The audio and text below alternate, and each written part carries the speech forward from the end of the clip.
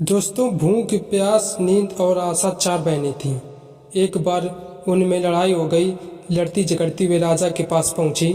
एक ने कहा, मैं बड़ी हूँ। दूसरी ने कहा, मैं बड़ी हूँ। तीसरी ने कहा, मैं बड़ी हूँ। चौथी ने कहा, मैं बड़ी हूँ। सबसे पहले राजा ने भूख से पूछा, क्यों, तुम कैसे बड़ी हो? भूख बोली, मैं इसलिए बड़ी हूँ क्योंकि मेरे कारण ही घर में चूल्हे जलते हैं, पांचों पकवान बनते हैं और वे जब मुझे थाल सजा कर देते हैं तब मैं खाती हूँ, नहीं तो खाऊं ही नहीं। राजा ने अपने कर्मचारियों से कहा, जाओ राज्य भर में मुनादी करा दो कि कोई अपने घर में चूल्हे ना जलाए, पांचों पकवान ना बनाए, थाल ना सजाए। भूख लगेगी तो भूख कहाँ जाएगी। सारा दिन बीता, आधी रात बीती। भूख को भूख लगी। उसने यहाँ खोजा वहाँ खोजा, लेकिन खाने को कहीं नहीं मिला। लाचार होकर वह घर में पड़े बासी टुकड़े खाने लगी।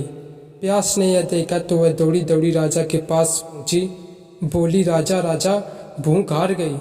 वह बासी टुकड़े खा रही है। देखिए, बड़ी तो मैं ही हूँ। राजा ने पूछा, तुम कैसे बड़ी हो? प्यास बोली, मैं बड़ी हूँ क्योंकि मेरे कारण ही लोग कुएं तालाब बनवाते हैं, बढ़िया बर्तनों में भरकर पानी रखते हैं और वे जब मुझे गिलास भरकर देते हैं तब मैं उसे पीती हूँ, नहीं तो पीऊँ ही नहीं। राजा ने अपने कर्मचारियों से कहा, जाओ राज्य में मुनादी करा दो कि कोई भी अपने घर में पानी भरकर नहीं रखे, किसी का गिलास भरकर पानी ना दे। कुएं तालाबों पर पहरे बैठा दो, प्यास को प्यास लगेगी तो वह कहाँ जाएगी। सारा दिन बीता, आधी रात बीती। प्यास को प्यास लगी। वह यहाँ दौड़ी वहाँ दौड़ी, लेकिन पानी की एक बूंद ना मिली। लाचार वह एक डबरे पर झुककर पानी पीने लगी। नींद ने देखा तो वह दौड़ी राजा के पास पहुंची। बोली, राजा राजा, प्यास हार गई। वह डबरे का पानी पी रही है। सच में बड़ी तो मैं ही हूँ। राजा ने पूछा, तुम कैसे बड़ी हो? नींद बोली, मैं ऐसे बड़ी हूँ कि लोग मेरे लिए पलंग बिछवाते हैं, उस पर बिस्तर डलवाते हैं और जब मुझे बिस्तर बिछाकर देते हैं तब मैं सोती हूँ, नहीं तो सोऊं ही नहीं। राजा ने अपने कर्मचारियों से कहा, जाओ राज्य भर में यह मुनादी करा दो कि कोई पलंग ना बनवाए, उस पर गद्दे ना डलवाए और ना बिस्तर बिछाकर रखे। नींद को नींद आएगी तो वह कहाँ जाएगी। सारा दिन बीता, आधी रात बीती। नींद को नींद आने लगी। उसने यहाँ ढूंढा वहाँ ढूंढा, लेकिन बिस्तर कहीं नहीं मिला। लाचार वह ऊबड़ खाबड़ धरती पर सो गई। आशा ने देखा तो वह दौड़ी दौड़ी राजा के पास पहुंची। बोली, राजा राजा, नींद हार गई। वह ऊबड़ खाबड़ धरती पर सोई है। वास्तव में भूख, प्यास और नींद, इन तीनों में मैं ही बड़ी हूँ। राजा ने पूछा, तुम कैसे बड़ी हो?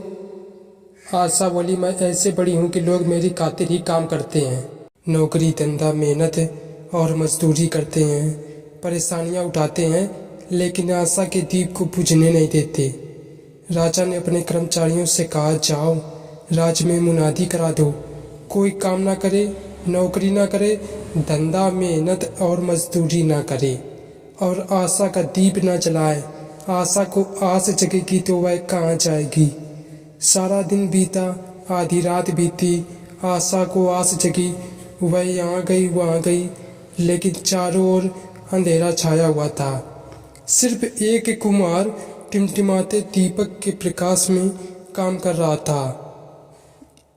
वह वहां जाकर टिक गई और राजा ने देखा उसका सोने का दिया, रुपए की बाती तथा कंचन का महल बन गया।